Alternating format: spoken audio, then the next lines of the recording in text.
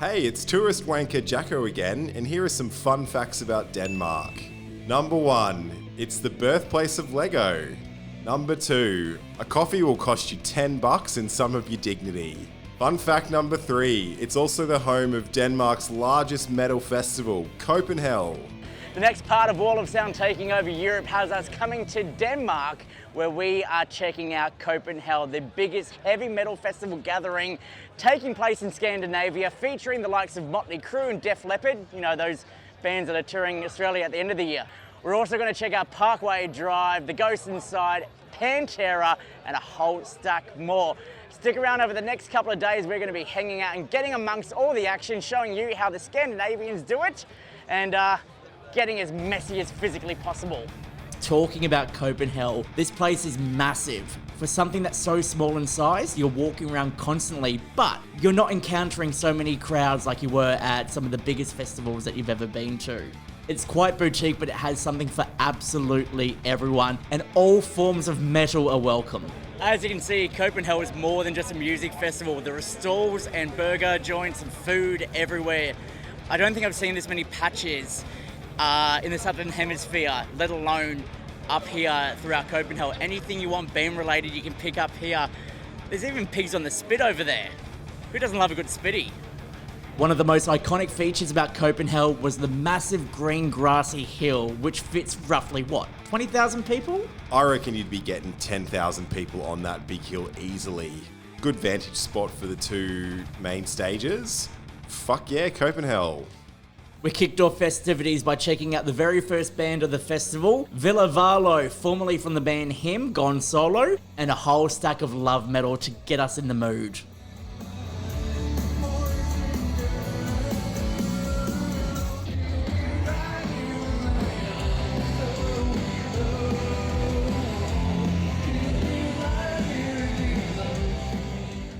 He played some hits from his career with Him and newer material from his solo album.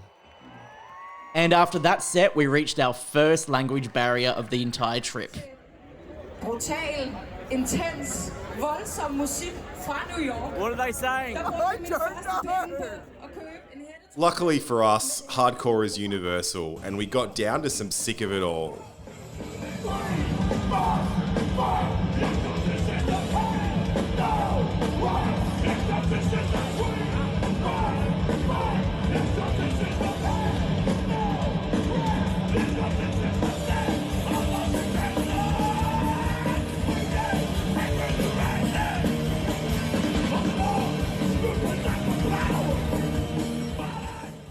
Those guys were a great way to get the blood pumping in the afternoon. We then checked out the massive hill, which was adjacent right next to what we have dubbed Uber Bunnings. Picture this. A Bunnings stacked on top of another Bunnings squared by Bunnings. This thing was fucking massive. And the giant wolf eyes were watching us the entire festival. Honestly, we could have stared at those eyes all week, but we had to turn our attention to something less attractive, Motley Crue.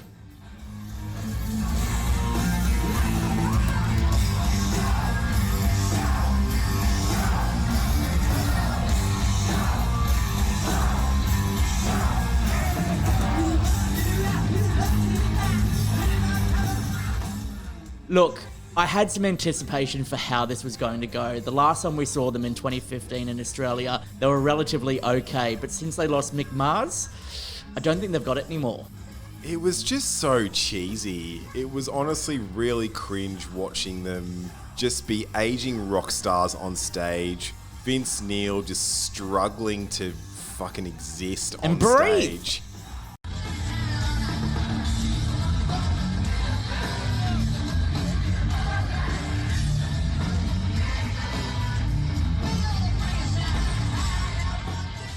And to top off the cheesiness, Tommy Lee inciting titties to come out in the crowd. Lame. So lame. I'm looking real fucking close. And you know what I don't see? I don't see any fucking titties. Where are the fucking titties?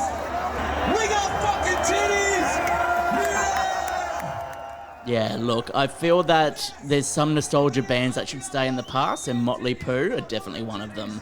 If you're a fan, I guess you'd pay to see them, but I reckon solid 3 out of 10. Luckily for us, it wasn't the end of the world because the next band we caught up with was an 11 out of 10. The ghost inside. What's up? I'm Jim, And I'm Andrew from The Ghost Inside. and you are watching Wall of Sound TV.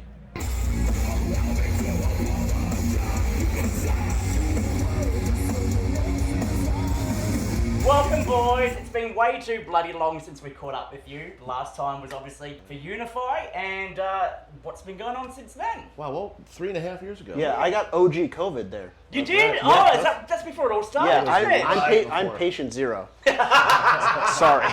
Well, apparently there's all the rumours that Guy Sebastian, the guy that won Australian Idol, ate Yep. bat in Wuhan and then brought it back to Australia, so we're blaming him, So right? he gave it to me, I Yeah. gave it to America. Wow, Exactly. that's a fun conspiracy, isn't it? Yeah. Welcome. Oh, the conspiracy theories that came out during that period was Yeah. nuts. Oh, yeah. But enough about that. Let's focus on you guys. You put out a self-titled album, a fantastic return to form. The reception from there to now. Try and wrap that up for everyone. It's been a whirlwind, to say the least, but it's been a lot of positive feedback.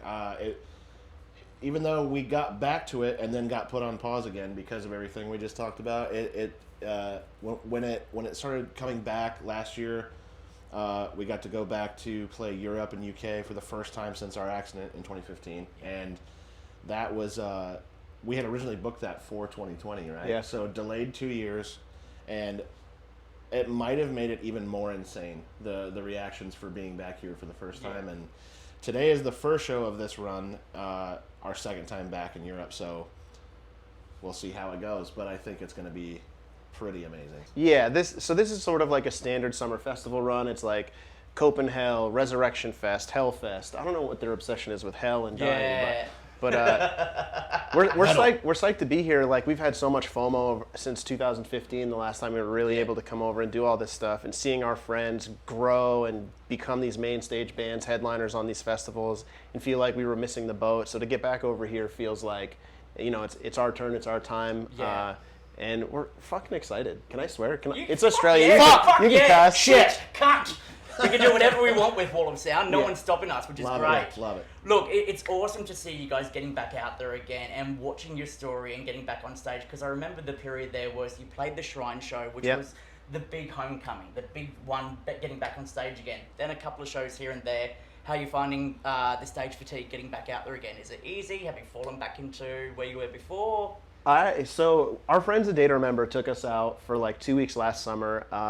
They more than anyone know like where we're at, and they offered us like this 2-week stretch of shows and basically said, come try to be on tour, do what you can, do your best. And we got out, and to be honest, I wish we had done the whole tour. Like, Yeah. As soon as we got, it was our first time back in a bus. The first few nights were a little crazy for everyone, but by the end of the first stretch of 3 shows, it was like, let's go. In fact, we all said after the third show, I wish we were on this whole thing, because Yeah. it felt like we hadn't skipped a beat and it had been years. And some of us were like kind of nervous to get back on a bus like that. And Yeah.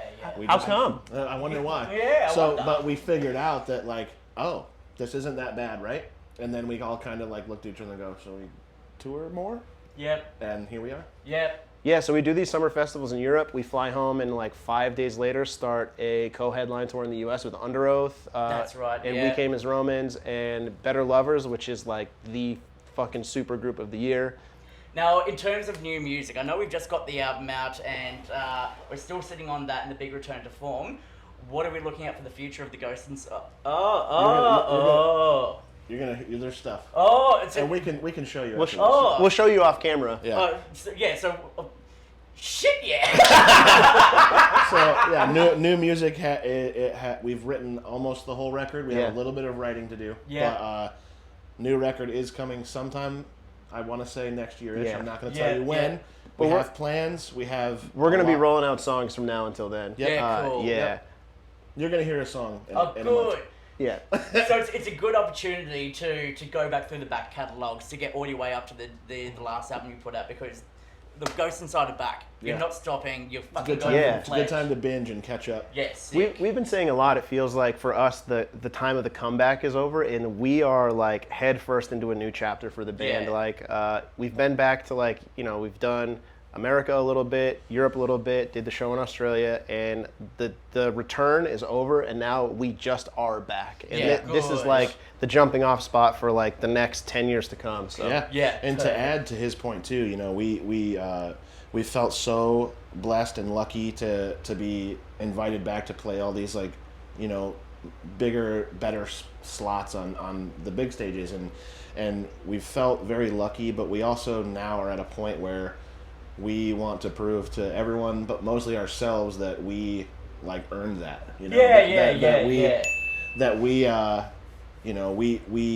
We deserve it, and we've worked harder than we ever have, and we're tighter than we've ever played, and we all feel really more confident than ever. And it's good to have that mentality as well, because you guys were slogging away. You were grinding so hard to get to where you were. Then with everything that's happened, I feel like it's not exactly a rebirth. It's not exactly coming back and starting again. Like, you could come to the point where someone should be putting you on headliner slots. Someone should be putting you headlining festivals, you know what I mean? and I think, like I was touching on before, we watched all of our friends do that growth and like play the slightly bigger room, sell out the nice next bigger thing, move to the main stage and all that stuff, and we missed all that. And we kind of went from, like the 1,200 capacity rooms and being psyched to sell those out to suddenly like headlining full force last year with fucking fireworks in the background. and which is amazing, but like we want to prove to ourselves that we got there because we worked hard, Yeah, absolutely. That's super Yeah, important yeah. to us to do that for ourselves, and it feels like we're doing it because we've been busting our asses on new music and getting out there and touring again. It's been challenging too, figuring out logistic stuff, like especially speaking for myself, being on the bus again, it's difficult doing it like this. Yeah. It's not just like I can wake up and just be like how it was in 2015. I have to plan my day, how I'm going to maneuver things. It's been difficult, but we're back to it. We're happy to be back to it, and we're just kind of figuring it out as we go. Well, look, the fans are loving the return. The fans are loving the fact, and I guess, we're going to see this first show out there. Yeah. If I can get myself front row crushing, I fucking will Do it. Yeah, you gotta. Australian fans want to know. It's the top. It's the top of our list. Like it's We're something. dying to come back. Yeah. As you know, like we were meant to be back last year on the Full Tilt Full Tilt Festival, one that fell through, and yeah. we straight up told the organizers of that festival like we would still come over, like whatever, regardless of what happened, and Yep, we were supposed to come back and support another band that was just there, but we had scheduling conflicts. Yep. Yeah, So that's that was right, just yeah. an unfortunate timing. We want to go back to Australia more than anything. So And it's tough because everyone wants to go back to Australia right now. It's a really busy market, and it's so special to us. We want to make sure that when we do it right. So it's a lot of pieces. Like, we've got to get them back down under. Yeah, exactly. You've got to get them back down I there. mean, one of the last times you were down in Australia, I remember, because we spoke on Wall of Sound about random places you run into musicians, and someone said that they ran into you at Mount Gravatt Shopping Centre in Brisbane, just randomly out of nowhere, when you were in Australia at some point. Oh, yeah, because I had gone over early for Christmas and spent a few weeks. Correct, before Make Unify, a whole right? trip of it, yeah. Which is just insanity to think that Andrew Tokarczyk from the Ghost Inside is hanging out at Mount Gravatt, one of the most bogan shopping centres. There you go, cunt. they probably had a sick shoe store. That's probably why why I we're was there. There you go. Look, there's so much happening with the Ghost Inside at the moment. Thank you, boys, for taking the time out Yeah, to of chat with course. Wall of Of Sound. course. On the other fucking side of the world, of all places, get out there, destroy this European tour, and then hopefully we'll get our shit together and see you in Australia Love at some it. point soon. We're coming over. I We adore love you you, bud. boys so much.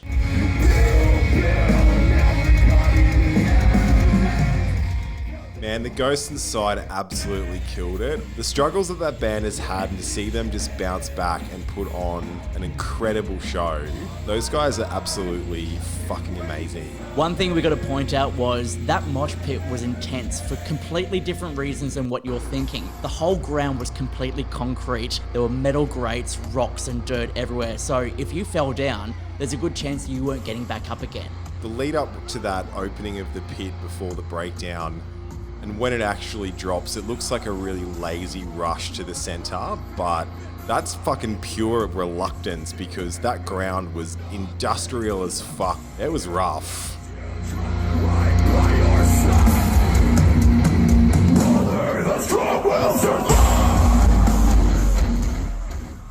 vibes were there, the energy was good. 100% would have gained some new fans. I heard people chanting and screaming lyrics around me in their thick Danish accents, which was pretty cool, I reckon. Great guys, great band. I wish they'd come back to Australia. Yeah, me too. Next, we sat on the hill and watched Def Leppard from afar. And man, I didn't know this, and I don't know if a lot of other people know this as well. Their drummer has one arm. Yeah. And he fucking crushes it.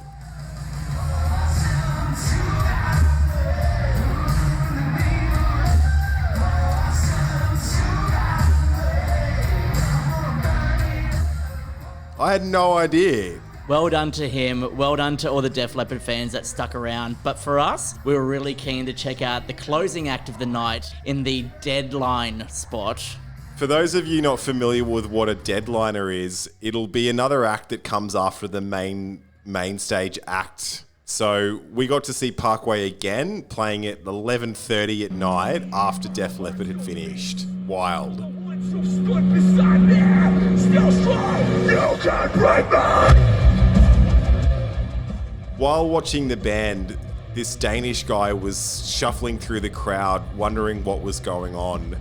I told this guy that this is Parkway Drive from Australia. They're worth checking out and sticking around for. 2 or 3 songs in, the Danish guy I just met turned to me and said, "Wow, these guys are really good." Another fan in the books for Parkway. Heading into Copenhagen for day 2, we positioned ourselves in a great spot on one of the side stages to check out the global sensation that was Sleep Token.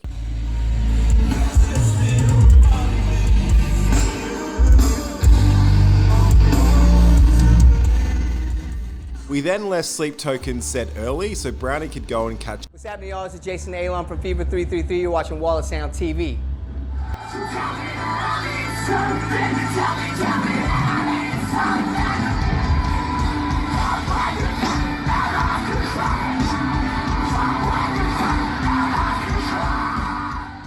Wall of Sound TV, we are on the other side of the world, and Jason Butler from Fever 333 here! Hey! Normally we'd have a crowd, but you know, we're still working on those budgets. Love it. This European and UK festival circuit that you're playing is mental. We've seen you in Australia multiple times for Soundwave festivals, and it's like a completely different beast. Yeah. For you taking this new entity and this new era of Fever out, what's it been like so far? Like, not even just saying this so that like I seem excited or grateful. Like, it's been amazing. I'm not just saying it because, you know, I would have to, right? Like, if I publicly said like, oh, shit's wet. No, but like dead serious. You could ask anybody in my closest circle how I feel about this new era, iteration, what we've been doing. It's been fucking awesome. Yeah. It's been great.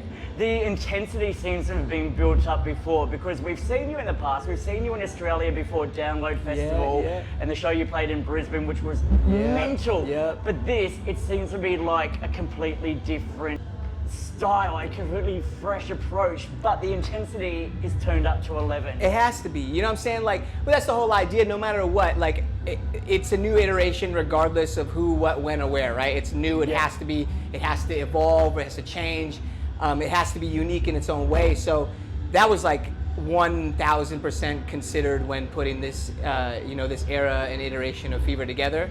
And it's been just, again, like I said, I feel like I get to be third person and stand outside and watch myself in a band, you know, because of this new energy and this new vibe. So I'm happy. Not only do you get to do that and take that step back, but you actually get to watch the band on stage when you're climbing all the fucking scaffolding and everything like that. I do. For those who didn't see Download Festival, you climbed one of the massive speakers that Metallica brought in. I'm taking a look out here, I'm like, I wonder what Jason's going to climb out there later on.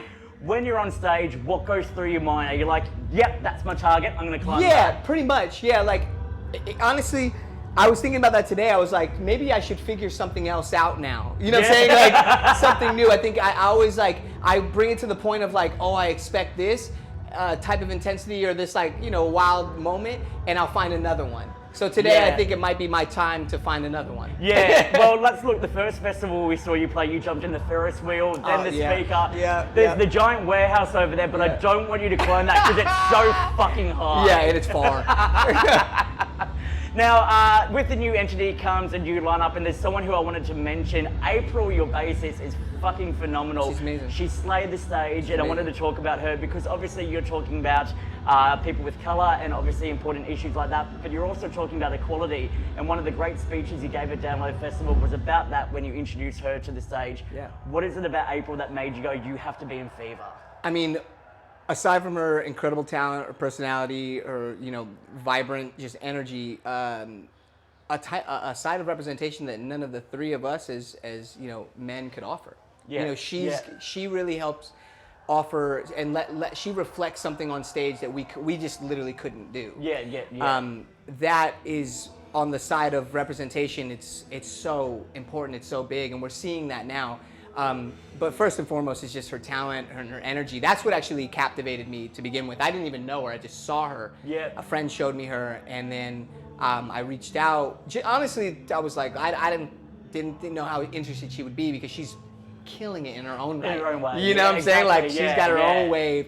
And thankfully, she was into it, and it's been one of the most incredible additions to this era thus far, for sure. Now, your ferocity with your songs is a lot of screaming, a lot of melodic stuff where you incorporate her a little bit more with the singing, yeah? Absolutely, Yep, 100%. perfect. That's on the docket. Yeah. We're talking about new music. New song Swing is fucking phenomenal Thank as you. well, and it kicks off this new era.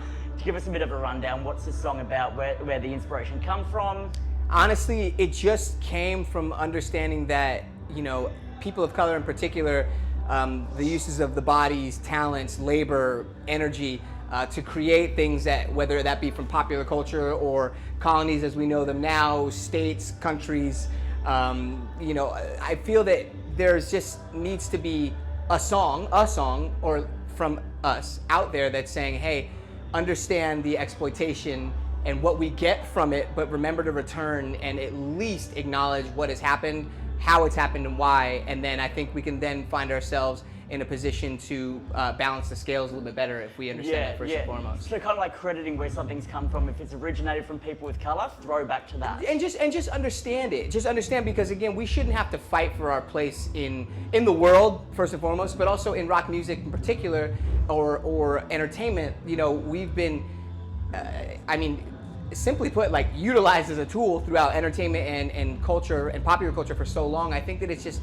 a way to say, this is what it is. What are we going to do now that makes, again, say, at least balances it out, find an equitable solution. Interesting. So getting a bit deeper with Fever, Yeah. more so on top of what you've already done. Yeah, I think it's just more diaristic now. It's just talking about, like, I think prior Fever was me going, here are the statistics, here are the stats, here are the facts. This is what it is. And this one is, here's why I feel that, and here's my experience that validates all of those facts, and here's something that can't be taken from me, which is my experience. Yeah. You know? And you chuck your heart and soul into it, you chuck your body across the stage, people are going to feel that impact a little bit more now. Absolutely. Now, Australians love you. We've been watching you for years, from Let Live to where you are now. What's it going to take to get you back down under? You were supposed to be part of Good Things Festival. I know. Didn't really work out. Any know. plans? I would love, honestly, ASAP. Like, I would love more than anything to bring this iteration of Fever down to Australia. I would love it. So it's not going to take much, just an offer and for it to make sense, like, on the timeline. But yeah, absolutely. All right. Well, we'll go to the Wall of Sound community of legends. We'll all chip in $1 each and see if we can get you to come Perfect. down. That would work just fine. Beautiful. Jason Butler from Fever 333. Check out the new iteration online, the brand new song Swing. Thank you very much for joining Wall of Sound on this European tour. Appreciate you. We're Nick on Fever 333. We appreciate being here today. Thank you for having us.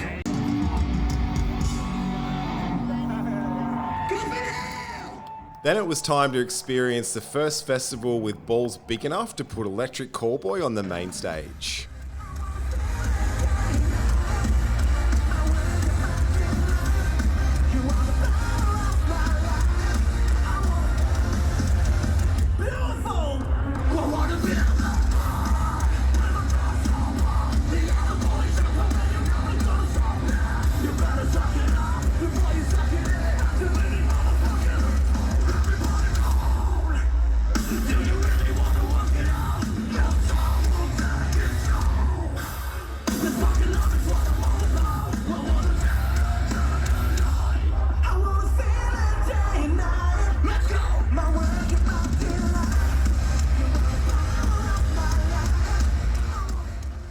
Honestly, this performance went nuts. The last time we caught the guys was at Good Things Festival in Australia, where I watched them from behind a tree. This time we were relatively still close, but there were people everywhere getting involved. And when I say that Electric Callboy is for everyone, I mean it's for everyone.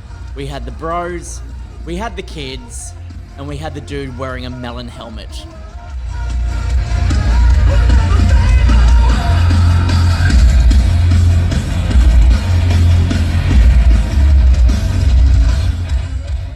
Yeah, I feel like at Good Things, they underestimated the crowd numbers they would draw. So many people getting involved with the band, with everything they had, from the party songs, the breakdowns, to the sheer brutality of songs like Hurricane.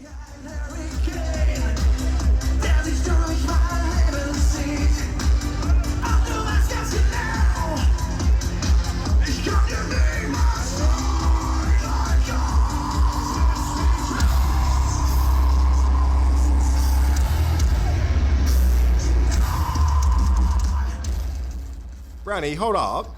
You haven't explained the face makeup yet. What's going on there? I know. Hold on, it's coming. Electric Callboy, they're taking over the world, and if you're not on the bandwagon yet, uppercut yourself. After this, we grabbed a couple of beers, climbed a massive hill, and waited for Gojira to hit the stage.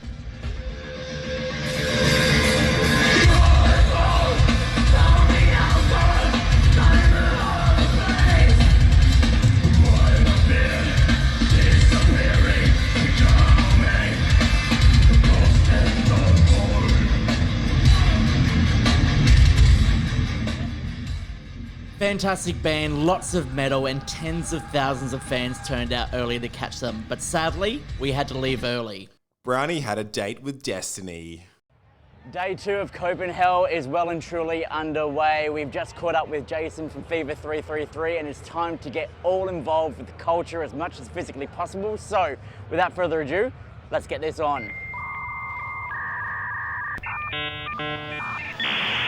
Alright, now we are deep in Copenhell mode.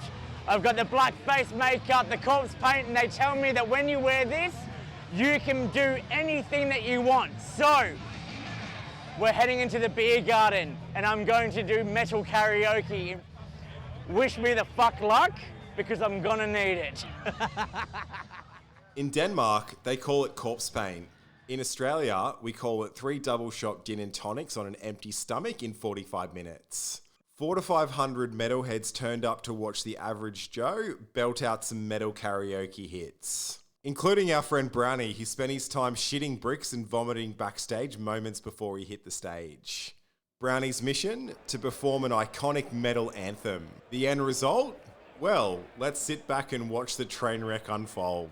This is a guy from Australia! And his name is Browny! And what song do you want to sing, Browny? You might know this from Fortnite. Cringe! It's Master of Fucking Puppet! Fuck, that's the most cringe comment.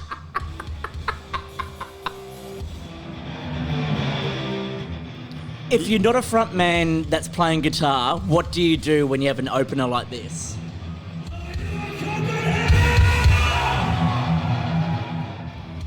Loving the crowd participation early.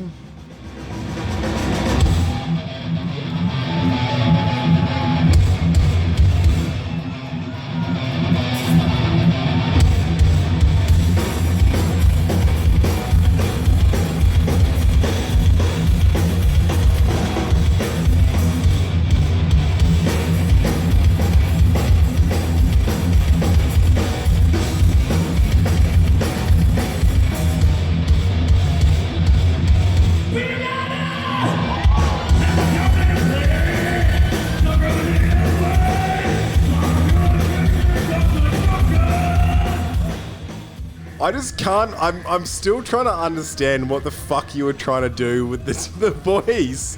Why are you singing like that?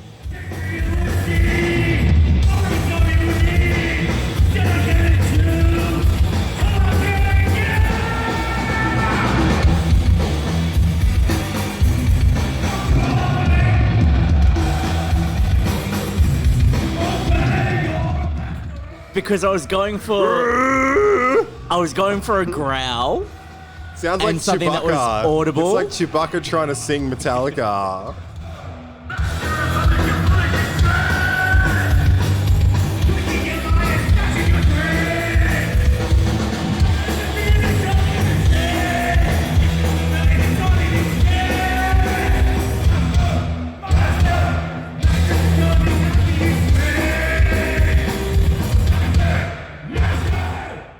This has got to be one of the tightest cover bands I've ever seen, though, legit.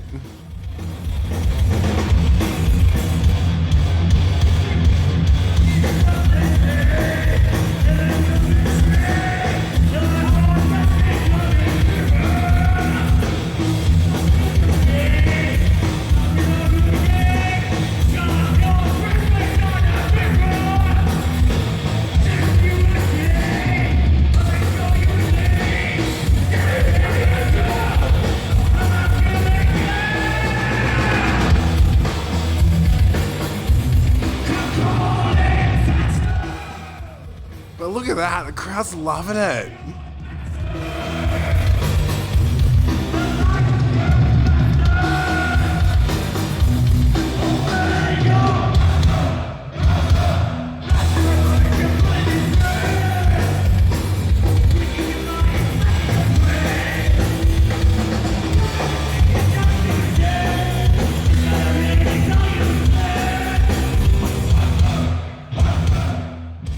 There's also a cheeky blat in here somewhere as well.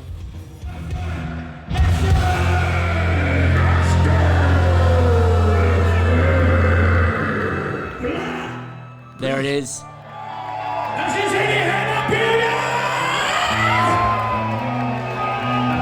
Copenhell, you know what to do. Sing along with our friend Julia. Fucking What did hell. I say? Sing along for Australia?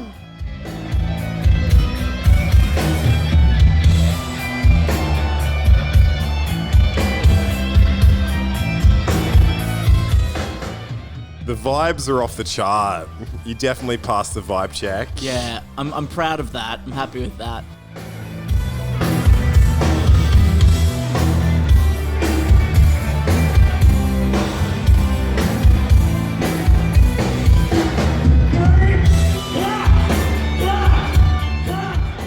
Oh, I love that. I just love the crowd participation. You're getting some movement.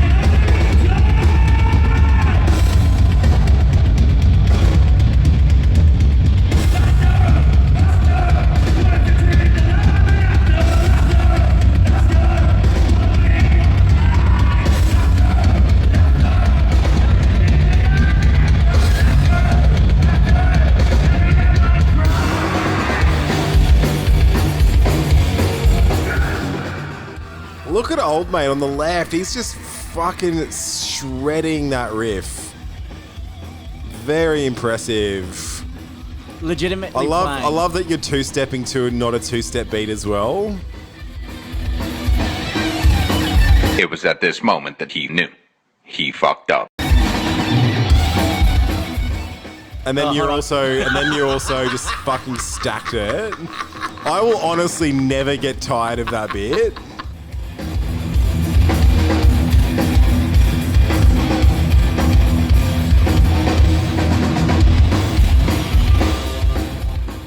And see, after the fall here, I'm out of breath. You look fucked. I just want to quit. I just want to quit and come home. You want to quit life in general. You look fucking wrecked. This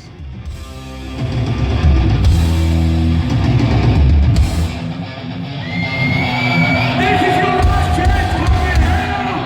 Make some fucking noise! The crowd participation, I'll give you 4 marks for that, for sure. Yeah. What made you choose this song? I don't think I ever asked you that. It's the only one that I legitimately knew the majority of the words for, because a lot of them were Slipknot, Megadeth, old school Saxon, like metal.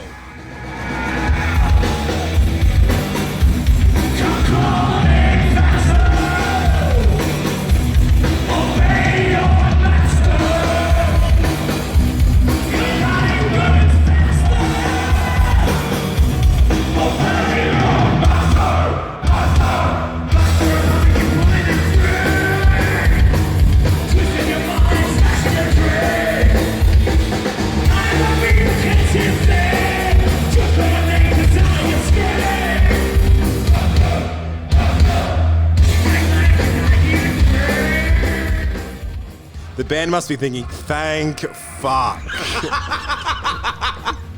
couple more bars and you're fucking done.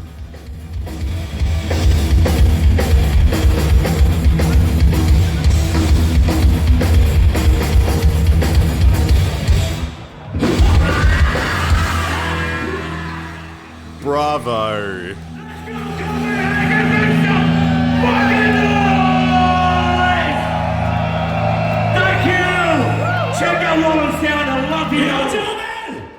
Alright, the only way you are ever going to see that full performance is if you sign up to our Patreon right now.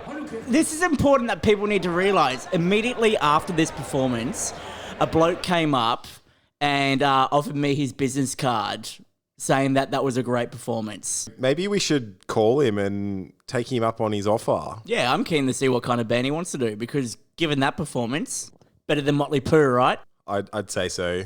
We rounded out the evening checking out the spectacle that was Pantera. Now, I know this is going to divide a bunch of people, but the performance itself was all about Vinny and Dimebag.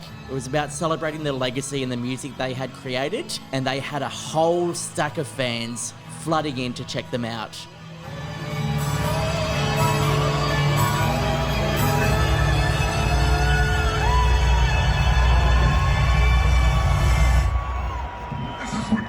Dimebag and Vince, man.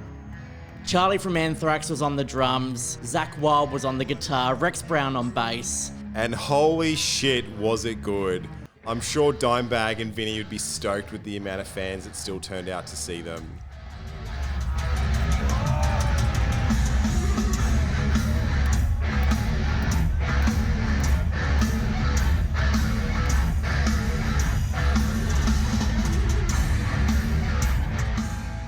It didn't feel like a cash grab at all. It felt like a genuine memorial and a celebration of the legacy and the brothers. And then we went home to sleep, ready to take on day 3. Day 3 of Copenhell started a little bit later than usual because someone was hungover. So by the time we ventured in, we sussed out a band called Strychnos? Whoever they were brutal. Before they finished their set, it was time to go settle in for the next interview and a band that I've been waiting to see in person for 5 years. Hi, I'm SKYND and you're watching Wall of Sound TV.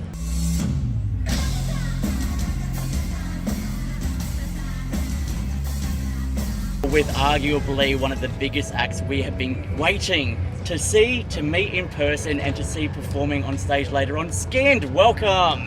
Hi, it's so nice to see you. It's so good to see you. We have been caught up in the world of SKYND for so long now, and your true crime, heavy music that you've been putting out, which has been incredible from Australia to witness, but the world. How's it been going out on these tours, supporting the likes of Ice Nine Kills? What's the European feedback you've had so far?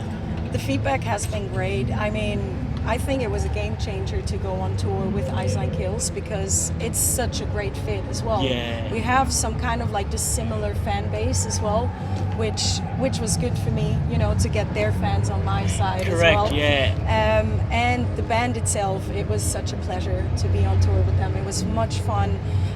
Spencer is to me, one of the best performers out there. Yeah. Because what I really love about him is when he performs, he can keep his face like a straight face. Yeah, yeah. And he's such a good actor, so I got really inspired by it as well. But it has been really, really good. I got some great feedbacks. The clubs and the venues we played were huge. Yes. And it was really one of the best opportunities for me, yeah. Which is perfect. It's a no-brainer for you to get out there to jump onto what they're doing. I mean, Ice Nine Kills, for everyone that we know, they write some fantastic songs about horror movies and serial killers. You yourself, but fictional. Fictional. Yes. You yourself, you cover real life. Exactly. And the thing that we've loved about so far with your music that you've done, I can list the top 3 off the top of my head. Number 1 is Columbine. Fantastic song, fantastic hard-hitting music video. Tyler Hadley, and one of the most recent releases was Michelle Carter. What I want to know personally from you is, how do you research which ones you want to talk about, and then what's the process behind putting together the songs to tell that story in SKYND's own way? I mean, it takes a lot of investigation, and because I grew up with true crime and all those stories, I have so many crime stories in my head, but there are just certain ones that actually spark the creativity. Yeah. For example, Michelle Carter, when I heard of that case, what she did, it's such a new case. Yes. This case couldn't have happened in the 90s because there were no phones, right? Exactly. So it's like a new case. So that was really interesting to me to come up with the lyrics, and it was kind of not easy, but it was easier because I could actually use her text messages. The transcript of the text message, yeah. Exactly. So when I find a case and it actually sparks my creativity, I'm gonna stay with this one. Yeah. So with putting those songs, because when you hear these songs and you watch the videos, they're very visually very beautiful, and they tell the story. We haven't seen you perform before. You were supposed to come to Australia for Download Festival. COVID got in the way of that. That's in the past. On stage, how does that go from music to stage performance? Because I live those cases, if you can say that. Like, I want to embody those cases with my performance on stage, and I just feel it. It just comes right in, like, from really deep inside of me. I try to put it on stage with my performance, because at the end of the day, I'm a storyteller, and I want to show that with my body language as well. It's intense. So it's kind of like an almost exorcism of a way. You take these stories in you, and then you perform them as those stories are for each story. And it's an emotional thing for me as well, because at the end of the day, it is true what happened, you know. And I just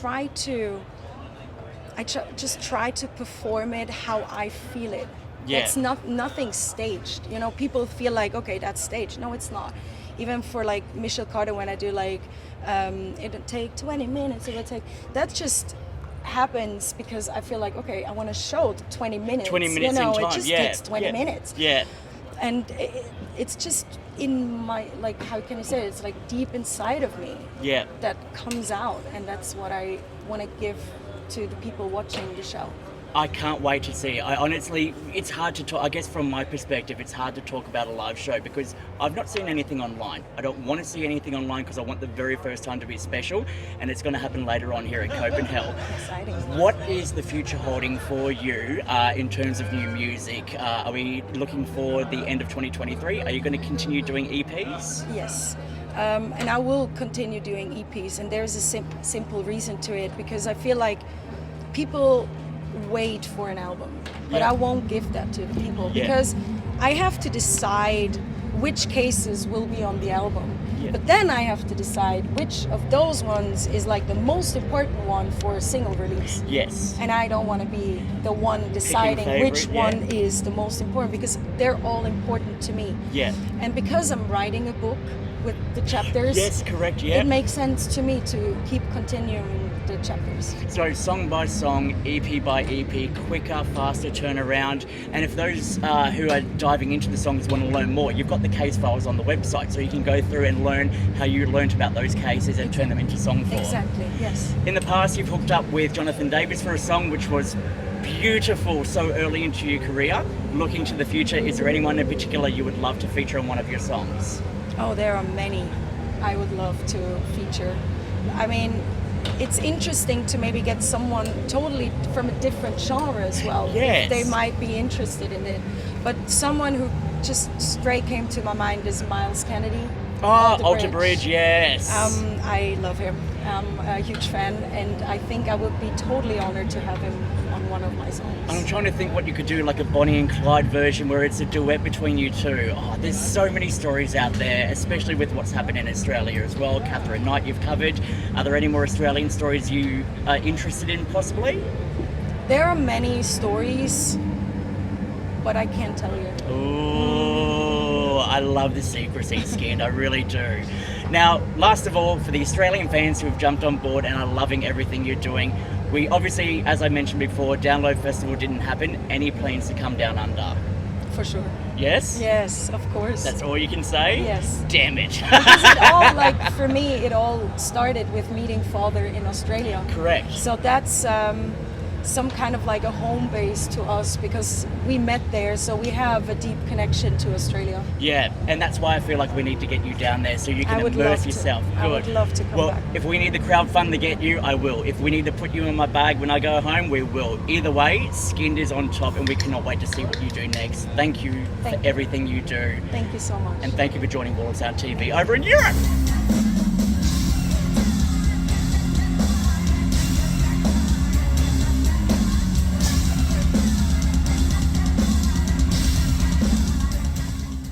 Following on from my chat with SKYND, we turned around and came face to face with an old school buddy of ours. Ben, aka Brightside Film, was there getting a haircut as he was touring around Europe with Architects doing their European festival circuit video stuff. Sadly, due to the weather, Architects missed out on performing at Copenhell for the second year in a row.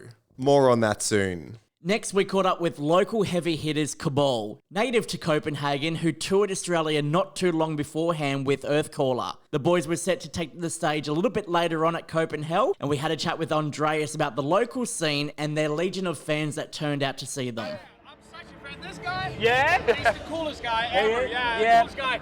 He actually circumcised my dick yesterday. So fucking awesome. Love that. See? You're in you feel like a hometown hero when you play this. It's a hometown show for sure. Now, Denmark scene, where do bands play when they're coming up? So in Melbourne, for example, you played at Stay Gold, so small kind of show there. Where do you play in this area? Oh, there's a lot of different places. Stengade is a really good place. There's something called Rust that's pretty decent, and then there's Beta. There's a lot of I can't remember all of them on the top of my head. There's a lot of 200 to 300 cap venues that are really cool. All of it is government funded, so... Yeah, oh, beautiful. So that's what Australia is doing wrong. The government needs to get behind and support this shit. Support culture. If you want it to grow, Exactly. Now, for Copenhagen, this has been happening for quite a few years. Yeah. I'm imagining that you, as a punter, would have come along as a fan. Oh, yeah. I've been here 6 or 7 times before, maybe. We played here back in 19, last year before the pandemic hit. Yep, correct, yep. Yeah. So we've been wanting to come back, and it just took a little while longer than we thought because of the pandemic. Correct, it slowed everything down. You put out a great album as well, which has got you touring all around the world, including Australia. The reception from that so far, what's it been like to see fans coming out to shows? It's been really good. I'm just still humbled by the fact that people all over the world are listening to something that me and my friends made in the rehearsal room and in our rooms. Yeah. Which it's a true testament of taking it back to being in the band and doing everything yourself. Yeah. As you get older, you get to go to the big studios. You might even find yourself getting out of the EU to go record somewhere else overseas. But for the most part, everything you do in CABAL is all of you guys working behind the scenes to make the music. We obviously have lovely people at Nuclear Blast help pushing. Like Leo, we love Leo. Yeah. Shout out to Leo. But we a lot of it's basically DIY on a higher level. We produce everything ourselves, even videos is done in house and with friends. Oh, really? Yeah. Okay. I have a production company with a friend. Perfect. See, so a jack of all trades. You can be a musician, but if you can do production, if you can build set designs and stuff like that, you're gonna make it. We also with videos build our own props and shit. We try to do everything on our own because that means we can hire ourselves and that. And then feed it back into the band, kick costs down so you can tour the world kind of thing. Exactly. Beautiful. Now, what we've loved about CABAL so far is your fast, your energetic approach to deathcore. And you've really set the mark for people to recognise your band with this album. what about new music? What's the future holding, or are you going to sit on this and do a big tour cycle of it? We are already in the midst of writing the next record. Yeah. Actually, when I'm not playing this month, I'm just in the studio with our songwriter Chris. Yeah. So that's all day, every day for June, and hopefully we'll have finished the record by the end of this month. Right. Oh. And then we obviously have to like figure out a timeline, and there's like a lot of stuff that goes into releasing a lot of writing time. Yeah. But we definitely try not to rest on the laurels and just kind of like keep going, keep writing. Yeah. Get out there, go tour the world. I mean, you've got a big US tour coming up, We're doing the US for 5 weeks with our friends in Distant and Left to Suffer, which is an amazing band. Yeah. And Australian guys in Justice for Damned. Yes, we fucking love the Australian core scene at the moment. It's so insane. Good. Yeah. Shout out to Earthcaller as well for bringing us out. What do you reckon it is about Australian bands that's putting us on the mark around the world? I don't know, but it's something. I've been a huge fan of the Australian scene ever since I was like a teen. I discovered Parkway Drive when I was like 14 or 15 on MySpace, right? Yeah. Right before they put out Killing with a Smile. Yes. And me and my friends were just like so into it. We dove headfirst into everything Australian, like Killed the Prom Queen, These Nuts, all the bands, even like bands that like less recognized, like 50 Lions, all that. Yeah, so not just the heavy ones, like all throughout the scene at the time. Yeah, also like Australian band I'm really looking forward to see is Speed. Speed, yeah! There's this big surge with core in Australia, which is really putting us on the map. But also we're loving and seeing what you're doing, but also the rest of the world too, because it just means that Australian bands can hook up with bands from Denmark, from the UK, and just tour the globe together and support each other. Exactly. All right, for your Australian fans who are watching this, what would you like to pass on about the trip that you just had, or anything in future? What do you want them to know? I love Australia. It's such a cool place. You're like America, but cool. Who knows? You're probably going to go to America soon and be like, nah, fuck Australia, we love America. I like Americans, I don't like America. Yeah, valid. Look, CABAL are doing great things. We love watching you guys grow, and we're going to follow that journey. Cannot wait to see you on stage later on tonight. It's going to be amazing. Super excited for it. Thank you for joining us in your own hometown of Denmark. Of course, thanks for coming out. We spent the last part of the festival waiting for Architects to hit the stage. Unfortunately, due to some bad weather, it cancelled their performance for the second year at Copenhell in a row. Here we are, day number 3 of Copenhell. It's been a fantastic run for the first couple of days. Unfortunately, day number 3, the European weather throughout summer has put a bit of a dampener on metalhead spirits. Architects were set to take to the stage and made the call 5 minutes before going on, saying that technical difficulties due to the rain meant unfortunately they couldn't play, and that's the case for a lot of the bands around here at the moment. It was a big downer moment for everyone involved, with the band getting the call literally minutes before they were supposed to take to the stage. So they packed their stuff up early, and we followed suit too, because we had an early flight the next day to Belgium to go and check out Grass Pop.